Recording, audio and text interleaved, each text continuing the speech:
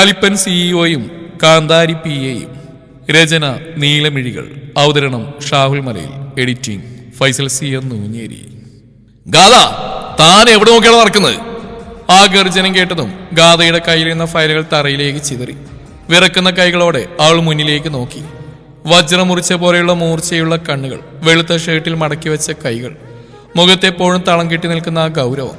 Yadav Krishna, YK group of industries എന്ന സാമ്രാജ്യത്തിന്റെ അധിപൻ. ഓഫീസിലെ എല്ലാവർക്കും അയാൾ കലിപ്പനായ ബോസാണ്. പക്ഷേ ഗാഥക്കയാൾ അവളുടെ ഉറക്കം കെടുത്തുന്ന ഒരു പേടി സ്വപ്നവും ഒപ്പം രഹസ്യമായി പ്രണയിക്കുന്ന ഒരാളുമായിരുന്നു. സോറി സർ, ഞാൻ ശ്രദ്ധിച്ചില്ല, ഗാഥ തലതാഴ്ത്തി പറഞ്ഞു. യാദവ് അവളെ ഇരുത്തി നോക്കി. അവന്റെ നോട്ടത്തിന് ആളിക്കത്തുന്ന കനലിന്റെ ചൂടുണ്ടായിരുന്നു. ശ്രദ്ധിക്കില്ല, തനിക്ക് ഒന്നിനൊരു ശ്രദ്ധയുമില്ല. ഒരു PA എന്നതിൽ താനൊരു വൻ പരാജയമാണ് ഗാഥ. നാളെ രാവിലെ 8 മണിക്ക് പ്രൊജക്ട് റിപ്പോർട്ടിന്റെ ടേബിൾ ഉണ്ടായിരിക്കണം. ഒരു തെറ്റ് പോലും ഉണ്ടാവരുത്. ഉണ്ടെങ്കിൽ ഈ ജോലി നിന്റെ അവസാന ദിവസമായിരിക്കും അത്. ഒന്നും മിണ്ടാതെ അവൾ തറയിൽ വീണ ഫയലുകൾ പെറുക്കിയെടുത്തു. കണ്ണു നിറയാതിരിക്കാൻ അവൾ പരമാവധി ശ്രമിച്ചു. യാദവ് തന്റെ ക്യാബിലേക്ക് നടന്നുപോയി. അവന്റെ ബോർഡ്സിന്റെ ശബ്ദം ആ ഇടനാഴിയിൽ മുഴങ്ങി കേട്ടു. എല്ലാവരും അവനെ പേടിയോടെ നോക്കി നിൽക്കുകയാണ്.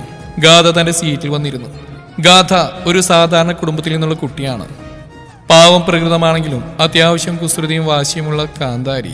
പക്ഷെ യാദവിന് മുമ്പിലെത്തുമ്പോൾ ആ വാശിയെല്ലാം എവിടെയോ പോയി മറയും. 3 മാസമായി അവളിവിടെ ജോലിയിൽ പ്രവേശിച്ചിട്ട് ഈ 3 മാസത്തിനിടയിൽ ഒരു തവണ പോലെ ആളൊന്ന് പുഞ്ചിരിച്ച് അവൾ കണ്ടിട്ടില്ല.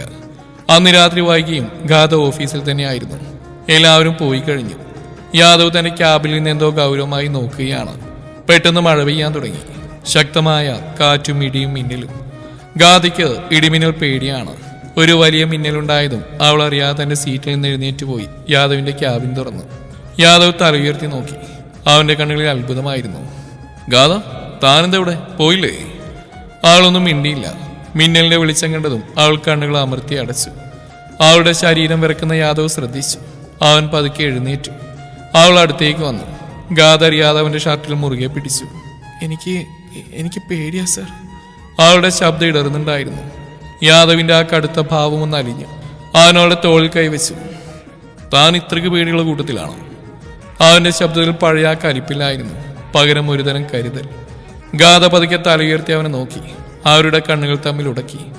പുറത്ത് മഴ ആർത്തലച്ച് പെയ്യുന്നു. ഓഫീസിലെ മങ്ങിയ വെളിച്ചത്തിൽ ആ നിശബ്ദതയിൽ യാദവിന്റെ ഹൃദയമിടിപ്പ് തനിക്ക് കേൾക്കാമെന്ന് ഗാഥയ്ക്ക് തോന്നി. ആ നിമിഷം അവൾ തിരിച്ചറിഞ്ഞു, ഈ കലിപ്പിന് മുന്നിൽ താൻ ഇതുവരെ കാണാത്ത മറ്റൊരു മുഖമുണ്ടെന്ന്. പക്ഷെ പെട്ടെന്ന് തന്നെ യാദവ് പഴയ ഭാവത്തിലേക്ക് മാറി. അവൻ കൈപ്പീൻ വിളിച്ചു. ഇരിക്കും, റിപ്പോർട്ട് തീർക്കാതെ പോകരുത്. അവൻ ഗൗരവത്തിൽ പറഞ്ഞു തിരിഞ്ഞടന്നു. പക്ഷെ അവന്റെ ചുണ്ടിൽ ഒരു ചെറിയ പുഞ്ചിരി വിരിഞ്ഞത് ഗാഥ കണ്ടില്ല. അന്ന് തുടങ്ങിയതാണ് ആ മാറ്റം. ഗാഥയോടുള്ള യാദവിന്റെ പെരുമാറ്റത്തിൽ എവിടെയോ ഒരു മാറ്റം വന്ന് തുടങ്ങിയിരിക്കുന്നു. യാദവിന്റെ ആ പെട്ടെന്നുള്ള ഭാവമാറ്റം ഗാഥയെ തെല്ലൊന്നുമല്ല അമ്പരിപ്പിച്ചത്. ഒരു നിമിഷം താൻ അനുഭവിച്ച ആ കരുതൽ വെറും തോന്നലായിരുന്നോ എന്ന് അവൾ സംശയിച്ചു. അവന്റെ ശബ്ദത്തിലെ പഴയ കാർക്കശ്യം തിരികെ വന്നിരിക്കുന്നു. ഗാഥ പതുക്കെ തന്റെ വിറക്കുന്ന കൈകൾ പിൻവലിച്ചു. അവളുടെ വിരലുകളിൽ ഇപ്പോഴും അവന്റെ ഷർട്ടിലെ ആ തണുപ്പും അവന്റെ ഹൃദയമിടിപ്പിന്റെ താളവും തങ്ങി നിൽക്കുന്ന പോലെ അവൾക്ക് തോന്നി. സർ, ഞാൻ റിപ്പോർട്ട് പൂർത്തിയാക്കാം, താഴ്ന്ന സ്വരത്തിൽ അവൾ പറഞ്ഞു. യാദവ് തന്റെ കസേരയിലേക്ക് മടങ്ങിയിരുന്നു. അവൻ ലാപ്ടോപ്പിലേക്ക് തന്നെ ശ്രദ്ധ കേന്ദ്രീകരിച്ചു. ഗാഥ ക്യാബിന് പുറത്തേക്ക് നടന്നു. പുറത്ത് മഴയുടെ ശക്തി കുറഞ്ഞിട്ടില്ല. തണുത്ത കാറ്റ് ജനാലപ്പടികളിലൂടെ അകത്തേക്ക് അടിച്ച് കയറുന്നുണ്ടായിരുന്നു. തന്റെ ഡെസ്കിലേക്ക് വന്നിരിക്കുമ്പോഴും അവളുടെ ചിന്തകൾ മുഴുവൻ ആ നിമിഷത്തിലായിരുന്നു. കലിപ്പനായ യാദവ് കൃഷ്ണയുടെ തോളിൽ താൻ പിടിച്ച ആ നിമിഷം. അവൻ തന്നെ തള്ളി മാറ്റാത്തത് എന്തുകൊണ്ടായിരിക്കും? സമയം രാത്രി 10 മണി കഴിഞ്ഞു. ഓഫീസ് മുഴുവൻ നിശബ്ദമാണ്. കമ്പ്യൂട്ടർ സ്ക്രീനിലെ അക്ഷരങ്ങൾ ഗാഥയുടെ കണ്ണുകളിൽ മങ്ങാൻ തുടങ്ങി. രാവിലെ മുതൽ തുടങ്ങിയ ഓട്ടമാണ്. ആഹാരം പോലും കൃത്യമായി കഴിക്കാൻ സമയം കിട്ടിയിട്ടില്ല. തളർച്ച കൊണ്ട് അവൾ അറിയാതെ മേശപ്പുറത്ത് തലയായിച്ചു. പെട്ടെന്നാണ് തന്റെ തോളിൽ ആരോ തൊടുന്ന പോലെ ഗാഥയ്ക്ക് തോന്നിയത്. അവൾ ഞെട്ടിയുണർന്നു. മുന്നിൽ കയ്യിലൊരു പേപ്പർ കപ്പുമായി യാദവ് നിൽക്കുന്നു. കോഫി കുടിക്കുക, ഉറക്കം തൂങ്ങിയല്ല എന്റെ PA ജോലി ചെയ്യേണ്ടത്. അവൻ ആ കപ്പ് മേശപ്പുറത്ത് വെച്ചു. ഗാഥ കണ്ണുകൾ തിരുമ്മി അവനെ നോക്കി. സാർ ഇതുവരെ പോയില്ലേ? എന്റെ PA ഇവിടെ ഇരുന്ന് ഉറങ്ങുമ്പോ എനിക്കെങ്ങനെ പോകാൻ പറ്റും? യാദവിന്റെ സ്വരത്തിൽ പരിഹാസമാണോ അതോ തമാശയാണോ എന്ന് തിരിച്ചറിയാൻ ഗാഥയ്ക്ക് കഴിഞ്ഞില്ല. പിന്നെ താൻ രാവിലെ മുതലൊന്നും കഴിച്ചില്ലെന്ന് ആ മുഖം കണ്ടാൽ അറിയാം. ഈ കോഫി കുടിച്ചിട്ട് വേഗം റിപ്പോർട്ട് അയക്ക്, എന്നിട്ട് എനിക്ക് തന്നെ വീട്ടിൽ വിടണം. യാദവ് ആ പറഞ്ഞു കേട്ട് ഗാഥയുടെ ഹൃദയം ഒന്ന് വേഗത്തിൽ ഇടിച്ചു. അവൻ തന്നെ ശ്രദ്ധിക്കുന്നുണ്ടോ? ഗാഥ കോഫി കുടിക്കാൻ തുടങ്ങി. ചൂടുള്ള കോഫി ഉള്ളിലേക്ക് ചെന്നപ്പോൾ അവൾക്ക് അല്പം ആശ്വാസം തോന്നി. അവൾ വേഗത്തിൽ റിപ്പോർട്ട് പൂർത്തിയാക്കി അവന് മെയിൽ ചെയ്തു. സർ അയച്ചിട്ടുണ്ട്, അവൾ എഴുന്നേറ്റ് പറഞ്ഞു. ശരി, ഇറങ്ങൂ, ഞാൻ ഡ്രോപ്പ് ചെയ്യാം. യാദവ് ലാപ്ടോപ്പ് ബാഗിലേക്ക് വെച്ചു. വേണ്ട സർ, ഞാൻ പോയിക്കോളാം, മഴ കുറവുണ്ട്, ഗാഥ വിനയത്തോടെ പറഞ്ഞു. സത്യത്തിൽ അവന് കൂടെ ഒരു യാത്ര പോകാൻ ആഗ്രഹമുണ്ടെങ്കിലും അവന്റെ ആ കലിപ്പ് ഭാവം ഓർക്കുമ്പോൾ അവൾക്ക് പേടിയായിരുന്നു. ഞാൻ ചോദിച്ചില്ല ഗാഥ, ഒരു ഓർഡർ തന്നാ.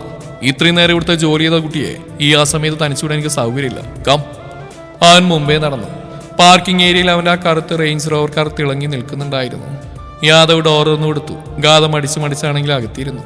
യാത്രയിലുടനീളം രണ്ടുപേരും മിണ്ടിയില്ല. കാറിനുള്ളിൽ ഒരുതരം കാട്ടമായ നിശബ്ദത പടർന്നു. യാദവ് ഗൗരവത്തിൽ വണ്ടി ഓടിക്കുകയാണ്. പക്ഷേ ഗാഥ ശ്രദ്ധിച്ചു. അവൻ വണ്ടി ഓടിക്കുന്നിടയിൽ ഇടയ്ക്കിടെ മിററിലൂടെ അവളെ നോക്കുന്നുണ്ടായിരുന്നു. വീടെവിടെയാ? അവൻ ചോദിച്ചു. ഗാഥ വഴി പറഞ്ഞു കൊടുത്തു. ചെറിയൊരു ഇടവഴിയിലേക്ക് കാർ കയറിയപ്പോൾ ഗാഥ പറഞ്ഞു, സർ ഇവിടെ നിർത്തിയാൽ മതി, വീട് അടുത്താ. വണ്ടി നിർത്തിയതും ഗാഥ ഇറങ്ങാനൊരുങ്ങി. Thanks sir, good night. അവൾ ഇറങ്ങാൻ തുടങ്ങുമ്പോഴാണ് യാദവ് അവളുടെ പേര് വിളിച്ചത്. ഗാഥ. അവൾ തിരിഞ്ഞു നോക്കി.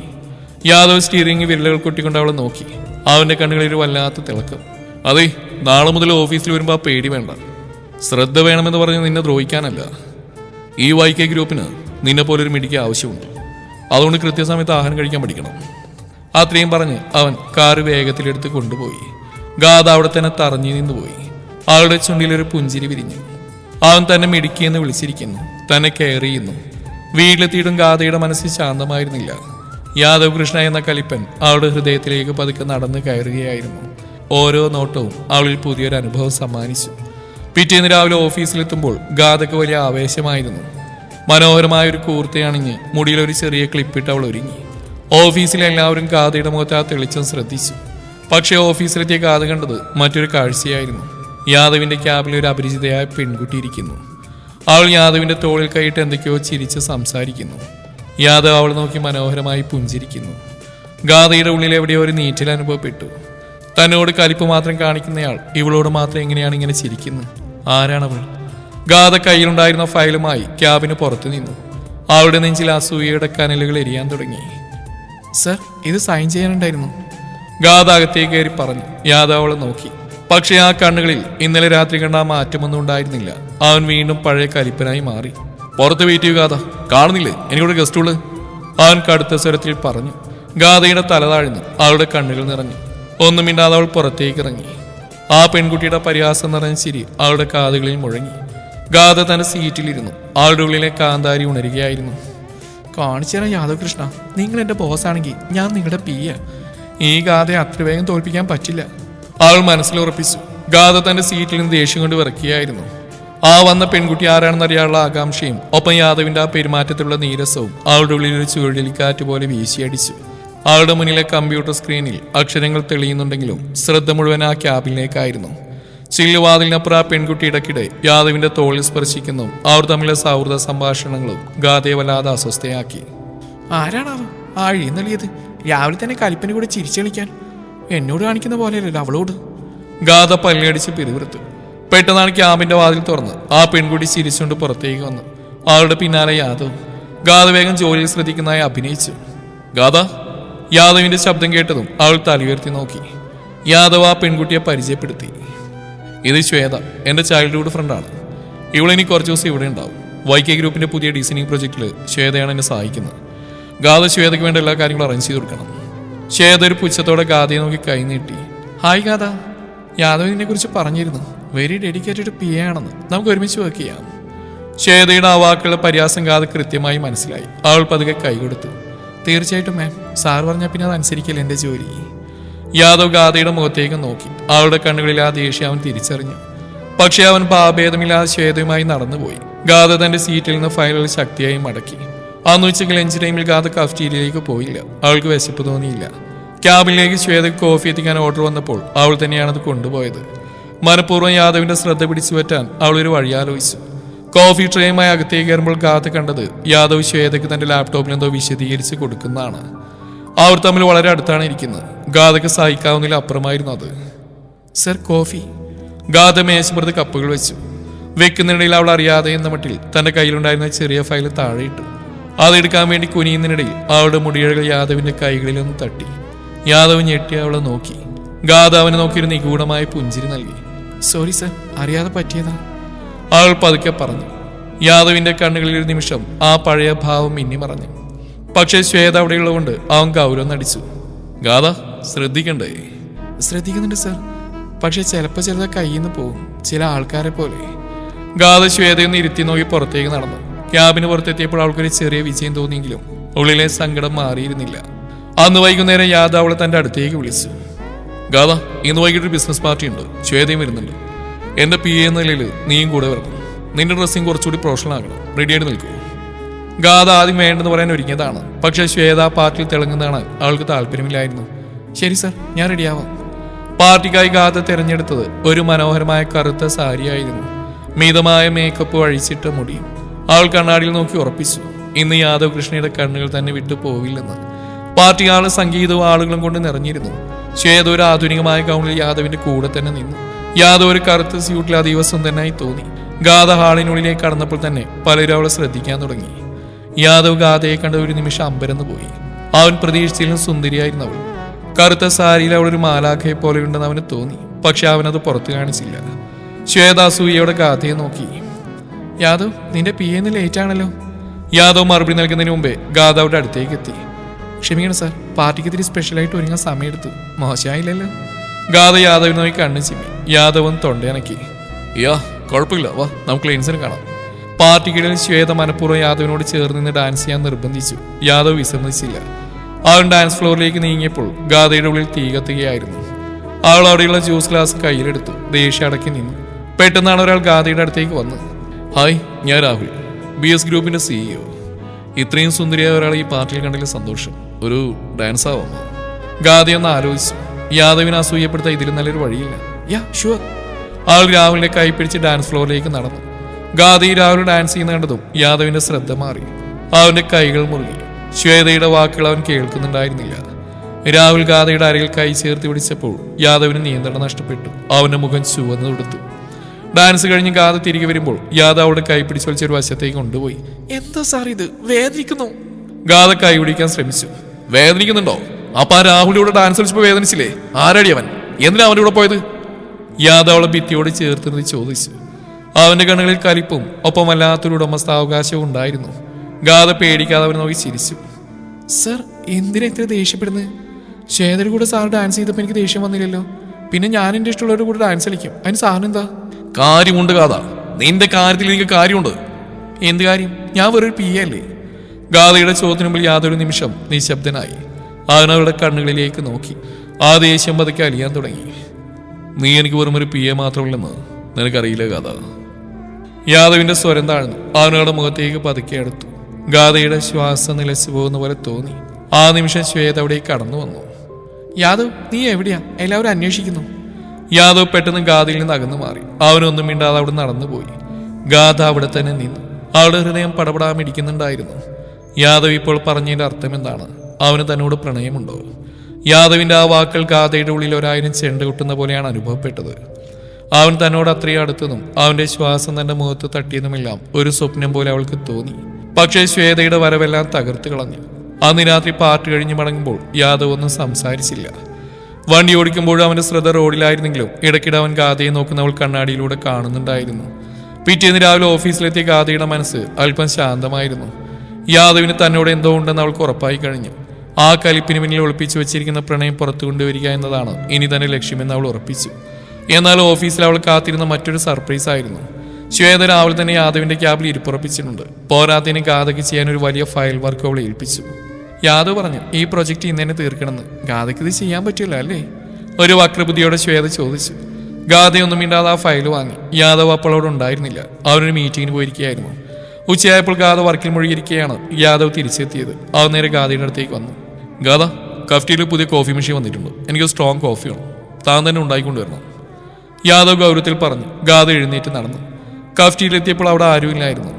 അവൾ യാദവിനായി കോഫി തയ്യാറാക്കുമ്പോൾ പിന്നിലൊരു നിഴൽ കണ്ടു. നോക്കിയപ്പോൾ യാദവ്. സർ, ഇവിടെ? ഗാഥ അത്ഭുതപ്പെട്ടു. യാദവ് അവളുടെ അടുത്തേക്ക് നടന്നു വന്നു. അവൻ അവളെ ഒന്ന് നോക്കി. എന്നിട്ട് കോഫി മെഷീന്റെ സൈഡിൽ കൈകുത്തി നിന്നു. അവളിപ്പോൾ അവന്റെ കൈകൾക്കുള്ളിലായി, തടവിലായതുപോലെ. ഇന്നലെ രാത്രി ഞാൻ പറഞ്ഞത് എനിക്ക് മനസ്സിലായോ? അവൻ താഴ്ന്ന സ്വരത്തിൽ ചോദിച്ചു. ഗാഥയുടെ ഉള്ളിൽ ഒരു മിന്നൽ പിണർ പാഞ്ഞു. സർ, എന്താ ഉദ്ദേശിച്ചത് എനിക്ക് മനസ്സിലായില്ല. ഞാൻ വെറും PA ആണെന്നല്ലേ സാർ എപ്പോഴും പറയാറുള്ളത്? അവൾ മുഖം തിരിച്ച് ചോദിച്ചു. യാദവ് അവളുടെ താടിൽ പിടിച്ച് തന്നെ നേരെ തിരിച്ചു. നീ എൻ്റെ PA മാത്രമാണെന്ന് എനിക്ക് തോന്നുന്നുണ്ടോ ഗാഥ? നിന്റെ ഈ കുസൃതിയും വാശിയും എന്നെ നോക്കിയുള്ള ആ കള്ളച്ചിരിയും ഇതൊക്കെ എന്നെ എത്രത്തോളം ഭ്രാന്ത് പിടിപ്പിക്കുന്നുണ്ടെന്ന് എനിക്കറിയോ? ഗാഥയുടെ കണ്ണുകൾ വിടർന്നു. യാദവ് ഇതാ തന്റെ പ്രണയം തുറന്നു പറയുകയാണ്. പക്ഷെ അത്ര പെട്ടെന്ന് വീഴാൻ അവൾ തയ്യാറല്ലായിരുന്നു. അപ്പൊ ശ്വേതയോ? അവളോട് ചിരിച്ച് സംസാരിക്കുന്ന കാണാമല്ലോ. യാദവ് ഒന്ന് ചിരിച്ചു. ആ ചിരിക്കൊരു വല്ലാത്ത വശ്യതയുണ്ടായിരുന്നു. ശ്വേത എനിക്ക് വെറും ഒരു സുഹൃത്താണ്. അവളോട് സംസാരിക്കുന്ന എനിക്ക് ഇഷ്ടപ്പെടുന്നില്ലെന്ന് അറിഞ്ഞപ്പോൾ എനിക്ക് സന്തോഷമാണ് തോന്നിയത്. അതായത് നിനക്കും എന്നോട് ഇഷ്ടമുണ്ടെന്ന്. ഗാഥ ഒന്നും മിണ്ടാ നിൽക്കെ യാദവ് അവളുടെ നെറ്റിൽ മൃദുവായെന്ന് ചുംബിച്ചു. നാളെ നമ്മളൊരു സൈറ്റ് വിസിറ്റിന് പോകുന്നുണ്ട്, വയനാട്ടിലേക്ക്. 2 ദിവസം അവിടെ ഉണ്ടാവും, റെഡിയായി നിൽക്കണം. യാദവ് കോഫി എടുക്കാതെ തന്നെ അവിടെ നടന്നുപോയി. ഗാഥ അവിടെ തന്നെ തറഞ്ഞു നിന്നു. വയനാട്ടിലേക്ക് ഒരു യാത്ര, അതും യാദവിന്റെ കൂടെ. അവളുടെ ഉള്ളിൽ ഇടപൊട്ടി. പിറ്റേന്ന് രാവിലെ യാദവിന്റെ ആ കറുത്ത ഹിമാലയൻ ബൈക്ക് ഗാഥയുടെ വീടിന് മുമ്പിൽ വന്നു നിന്നു. കാറിലല്ല ബൈക്കിലാണ് യാത്രയെന്ന് കണ്ടപ്പോൾ ഗാഥ അമ്പരന്നു. ജീൻസും കറുത്ത ജാക്കറ്റും ഹെൽമെറ്റും ധരിച്ചു നിൽക്കുന്ന യാദവിനെ കണ്ടപ്പോൾ അവൾക്ക് കണ്ണെടുക്കാൻ തോന്നിയില്ല. എന്താ നോക്കിക്കുന്നു? കയറ്, നമുക്ക് വൈകും, യാദവ് പറഞ്ഞു. ഗാഥ അവന്റെ പിന്നിൽ കയറിയിരുന്നു. ബൈക്ക് വേഗതയെടുത്തപ്പോൾ അവൾ അറിയാതെ യാദവിന്റെ തോളിൽ മുറുകെ പിടിച്ചു. തണുത്ത കാറ്റും വയനാടൻ ചുരത്തിലെ മനോഹരമായ കാഴ്ചകളും അവളെ വരവേറ്റു. ലക്കിടിയെത്തിയപ്പോൾ യാദവ് ബൈക്ക് നിർത്തി. മഞ്ഞു മൂടിയ മലനിരകൾ. ഗാഥ ബൈക്കിൽ നിന്നിറങ്ങി ആ കാഴ്ച ആസ്വദിച്ചു. സർ, ഇത് വല്ലാത്തൊരു ഫീലാ. അവൾ കൈകൾ വിരിച്ച് ആസ്വദിച്ചു. യാദവ് അവളെ നോക്കി നിന്നു. നിന്നെക്കാൾ ഭംഗിയൊന്നും ഗാഥ ഇതിനില്ല, അവൻ പതുക്കെ പറഞ്ഞു. യാദവ് ഗാഥയെ റിസോർട്ടിലേക്കാണ് കൊണ്ടുപോയത്. പ്രകൃതിയോട് ചേർന്ന് നിൽക്കുന്ന മനോഹരമായ ഒരു സ്ഥലം. രാത്രിയിൽ അവിടെ ക്യാമ്പ് ഫയർ ഒരുക്കിയിരുന്നു. കത്തുന്ന തീയുണ്ടകൾക്ക് മുമ്പിലിരിക്കുമ്പോൾ യാദവ് തന്റെ ജീവിതത്തെക്കുറിച്ച് സംസാരിച്ചു. അവന്റെ ഏകാന്തതയും ബിസിനസ്സിലെ ടെൻഷനും എല്ലാം അവൻ അവളോട് പങ്കുവെച്ചു. ഗാഥ, എനിക്ക് ആരോടും ഇത്രയും സംസാരിക്കാൻ തോന്നിയിട്ടില്ല. നീ വന്നതിന് ശേഷം ഈ യാദവ് ഒന്ന് ചിരിച്ചു തുടങ്ങിയ പോലും, അവൻ അവളുടെ കൈ പിടിച്ച് പറഞ്ഞു. ആ നിമിഷം ഗാഥ തിരിച്ചറിഞ്ഞു, ഈ കലിപ്പിന്റെ ഉള്ളിൽ സ്നേഹം കൊതിക്കുന്ന ഒരു പാവം കുട്ടിയുണ്ടെന്ന്. അവൾ അവന്റെ തോളിലേക്ക് തലയായിച്ചു. പക്ഷെ സന്തോഷം അധികം നീണ്ടുന്നില്ല. പെട്ടെന്ന് യാദവിന്റെ ഫോൺ ബെല്ലടിച്ചു. അവൻ ഫോണെടുത്ത് സംസാരിച്ചു കഴിഞ്ഞപ്പോൾ മുഖമാകെ മാറി. പഴയ ആ കലിപ്പ് തിരിച്ചു വന്നു. നമുക്കിപ്പോൾ തന്നെ തിരിക്കണം ഗാഥ. ഓഫീസിലൊരു വലിയ പ്രശ്നം നടക്കുന്നു. ആരോ നമ്മുടെ ഇമ്പോർട്ടന്റ് ഫയലുകൾ ലീക്ക് ചെയ്തിട്ടുണ്ട്. അതിന്റെ വഴി നിന്റെ മേലെ വന്നിരിക്കുന്നത്. യാദവിന്റെ വാക്കിൽ കേട്ട് ഗാഥ ഞെട്ടിപ്പോയി. ഞാനോ? സർ, ഞാനൊന്നും ചെയ്തിട്ടില്ല. എനിക്കറിയാം ഗാഥ, പക്ഷേ തെളിവുകൾ നിനക്കെതിരാ. നിന്റെ സിസ്റ്റത്തിൽ നിന്നാണ് മെയിലുകൾ പോയിരിക്കുന്നത്. നമുക്ക് എത്രയും വേഗം അവിടെ എത്തണം. യാദവ് ദേഷ്യത്തിൽ ബൈക്കിന്റെ കീ എടുത്തു. ഗാഥയുടെ കണ്ണുകൾ നിറഞ്ഞു. ആരായിരിക്കും ഇത് ചെയ്ത്? ശ്വേതയായിരിക്കുമോ, അതോ മറ്റാരെങ്കിലും? ഈ യാത്രയും പ്രണയവുമെല്ലാം ഒരു നിമിഷം കൊണ്ട് തകർന്നിരിക്കുന്നു. ഗാഥയും യാദവും തിരികെ കൊച്ചിയിലേക്ക് തിരിച്ചു. യാത്രയിലുടനീളം രണ്ടുപേരും മിണ്ടിയില്ല. യാദവിന്റെ മുഖം ഗൗരവം കൊണ്ട് വലിഞ്ഞു മുറുകിയിരുന്നു. ഓഫീസിലെത്തിയപ്പോൾ ശ്വേതയും ബോർഡ് മെമ്പേഴ്സ് അവിടെയുണ്ട്. കണ്ടോ യാദവ്, നീ വിശ്വസിച്ച നിന്റെ PA ചെയ്ത പണി? ശ്വേത ഒരു ഫയൽ യാദവിന് നേരെ നീട്ടി. യാദവ് ആ ഫയലുകൾ പരിശോധിച്ചു. അവന്റെ കണ്ണുകൾ ചുവന്നു. അവൻ ഗാഥയെ നോക്കി. ആ നോട്ടിൽ ദേഷ്യമായിരുന്നോ അതോ നിസ്സായാവസ്ഥയോ എന്ന് അവൾക്ക് മനസ്സിലായില്ല. ഗാഥ, തൽക്കാലം നീ സസ്പെൻഷനിലാണ്. അന്വേഷണം കഴിയുന്നവരെ നീ ഓഫീസിലേക്ക് വരണ്ട, യാദവ് തണുത്ത സ്വരത്തിൽ പറഞ്ഞു. ഗാഥ തകർന്നുപോയി. അവൾ യാദവിനെ നോക്കി. പക്ഷെ അവൻ മുഖം തിരിച്ചു കളഞ്ഞു.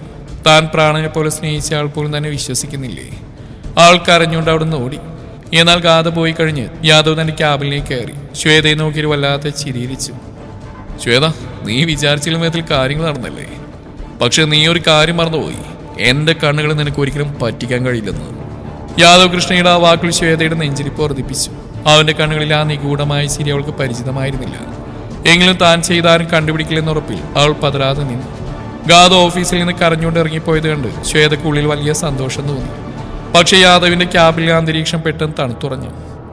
യാദവ്, നീ എന്തൊക്കെയാ പറയുന്നത്? തെളിവുകളിൽ അവളുടെ സിസ്റ്ററിൽ നിനക്ക് കിട്ടിയത്? അവൾ നിന്നെ ചതിക്കുകയായിരുന്നു.